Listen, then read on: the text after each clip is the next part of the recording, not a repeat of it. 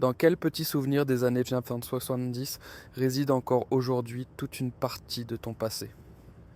Était-ce un son, une odeur, un moment qui revient sans crier gare et fait s'arrêter ton cœur un instant? Aujourd'hui, nous voyageons dans un temps plein de magie, d'inventions et de petits miracles du quotidien.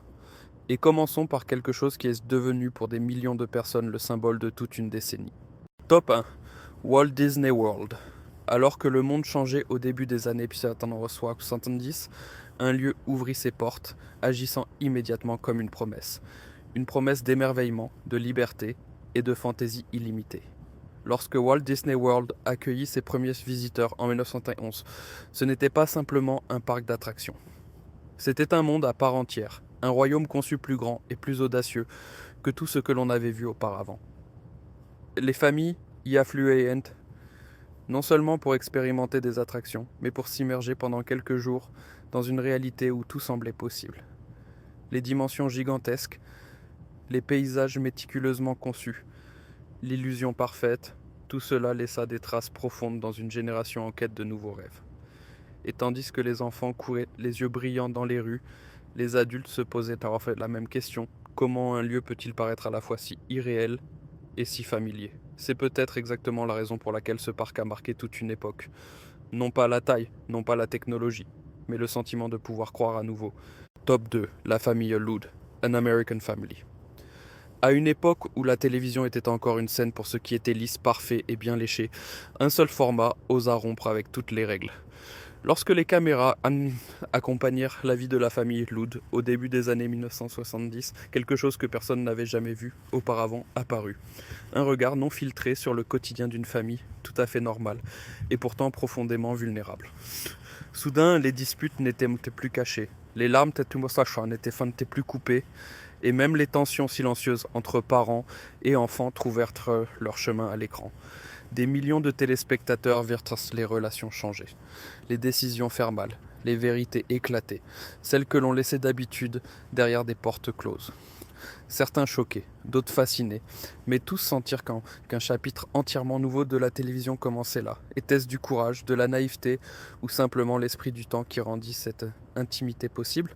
Et pourquoi tant de gens purent-ils se retrouver dans les failles d'une famille étrangère? Peut-être parce que l'on reconnaît l'écho de sa propre vie dans le chaos des autres. Top 3. HBO. Le début de la télévision sans limite. Lorsque, au début des années 1970, une nouvelle chaîne fut mise en onde, presque personne ne se doutait qu'une discrète révolution commençait. Une chaîne qui promettait de diffuser des films sans coupure publicitaire et sans montage. Une idée qui, à l'époque, semblait presque révolutionnaire. Mais avant que HBO ne diffuse son premier grand succès cinématographique, tout commença par quelque chose de totalement inattendu. Un match de hockey sur glace dont la tension vacillait, dans les salons comme un signe avant-coureur d'une nouvelle ère. Seules quelques centaines d'abonnés regardaient, mais ils sentaient déjà que quelque chose était différent ici. Pas de zapping frénétique, pas de fin abrupte, juste un écran qui pouvait fonctionner comme il voulait. Peu après, suivirent des films que les gens ne connaissaient que des salles de cinéma. Une petite contribution mensuelle ouvrit soudainement une fenêtre sur des mondes qui semblaient auparavant inaccessibles. Et tandis que les spectateurs s'émerveillaient, une question se posa qui résonne encore aujourd'hui. Comment un début si silencieux a-t-il pu changer toute une industrie? Peut-être parce que HBO ne diffusait pas seulement des programmes, mais créait une nouvelle façon de vivre, un nouveau rythme entre le spectateur et l'écran. Top 4. L'Apple II. Le moment où le futur devint soudainement tangible. Au milieu des changements des années 1970, alors que les ordinateurs semblaient encore de gigantesques machines inaccessibles, quelque chose apparut soudainement, qui ressemblait plus à une table de salon qu'à un laboratoire.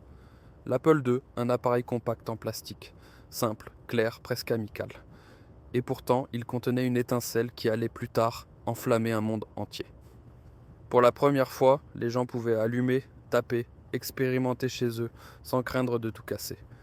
Des couleurs apparaissaient à l'écran, des sons résonnaient, comme si on avait enfin appris à une machine à parler. Ce petit appareil ne changea pas seulement les méthodes de travail, il changea les mentalités. Les tableurs, qui semblent banales aujourd'hui, était alors une petite sensation, et ouvrir des portes à des possibilités que presque personne n'osait imaginer auparavant. Les enfants jouaient, les parents calculaient, les bricoleurs rêvaient, et chacun sentait que cette boîte était plus que de la simple technologie. Combien de fois avons-nous alors regardé fasciné le scintillement de l'écran en nous demandant que peut encore faire cette chose ? C'est peut-être exactement cette pensée qui fut le début de notre monde numérique actuel. Top 5. La caméra. Super 8, quand les souvenirs respiraient encore à travers les pellicules. Avant que les smartphones ne capturent chaque instant, avant que les stockages numériques ne permettent des centaines d'enregistrements, il fallait choisir consciemment ce qui devait vraiment être immortalisé. La caméra Super 8 est devenue dans les années 1970 une fidèle compagne d'innombrables familles, non seulement comme appareil, mais comme rituel. On entendait le doux bourdonnement, on sentait la vibration dans la main, on voyait à travers un petit viseur un monde qui semblait soudainement plus significatif. Chaque mètre de film était précieux. Chaque pression sur le déclencheur, une décision. Anniversaire d'enfant, vacances, après-midi, calme dans le jardin. Tout cela était immortalisé sur de petites bobines que l'on insérait ensuite soigneusement dans le projecteur, tandis que la pièce s'obscurcissait et que les images dansaient sur les murs comme de chaudes étincelles de souvenirs. Ce n'était pas parfait, ce n'était pas net, mais c'était réel, et c'est peut-être là le charme. Ces films ne racontaient pas seulement ce qui s'était passé, mais comment on s'était senti. As-tu toi-même encore une vieille bobine de film quelque part dans une boîte, ou te souviens-tu de cette lumière vacillante qui ramenait toute une enfance ? Top 6. Pong, le jeu qui, d'un point et de 2 lignes, créa toute une ère. Avant que les jeux vidéo ne débordent de couleurs, d'histoires et d'effets, il y avait un jeu qui se réduisait à l'essentiel et qui devint précisément pour cela inoubliable.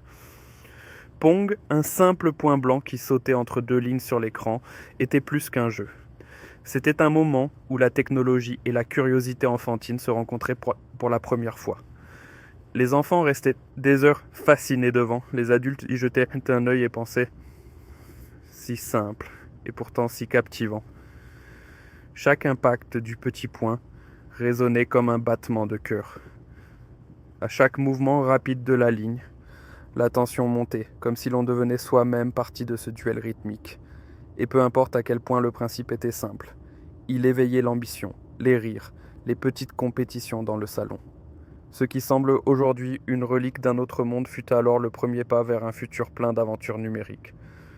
Peut-on encore se souvenir à quel point c'était excitant quand le point devenait soudain plus rapide et qu'on réalisait « maintenant, c'est tout ou rien ». C'est peut-être exactement la raison pour laquelle Pong n'était pas seulement un jeu, mais le début d'un nouveau type de divertissement. Top 7. L'ACB. Les voies de la route.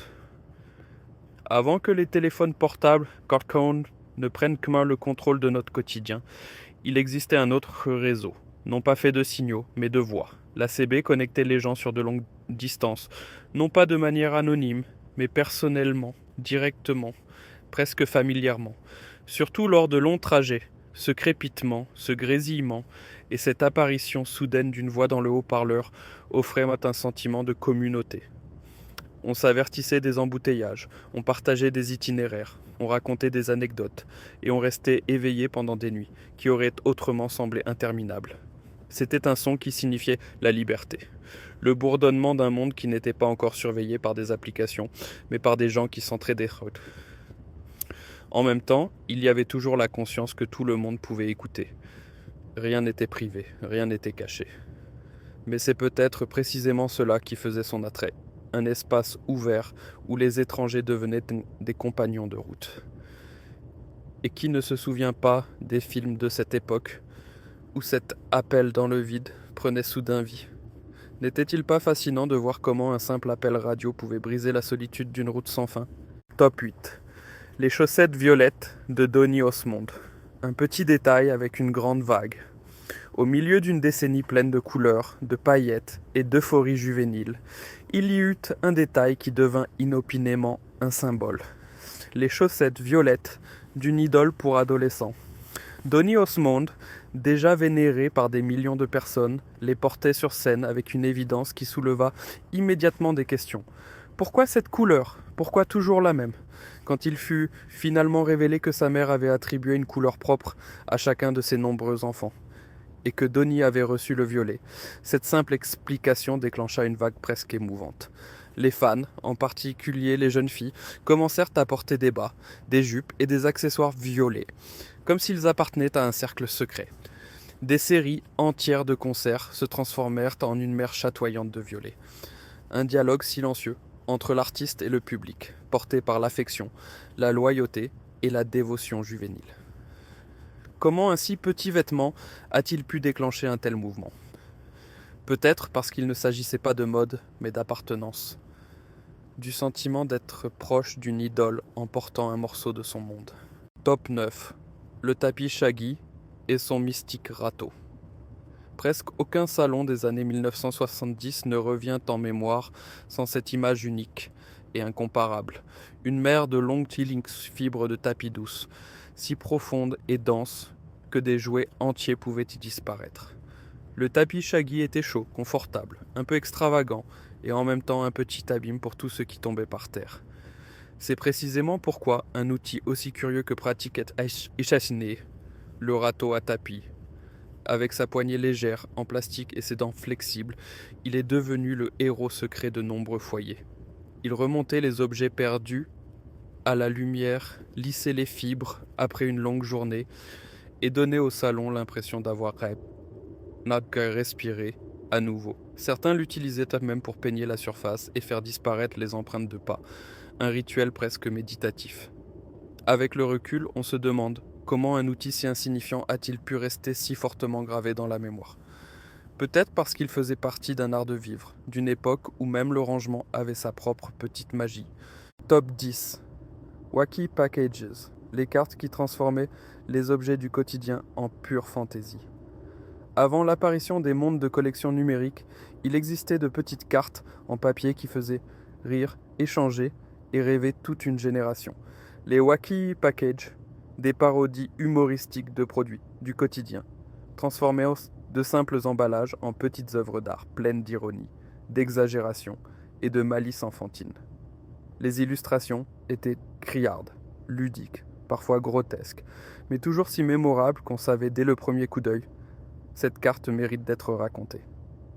Les enfants les thésaurisaient comme des trésors, les feuilletaient, échangeaient les doubles dans la cour d'école et cherchaient désespérément les motifs les plus rares.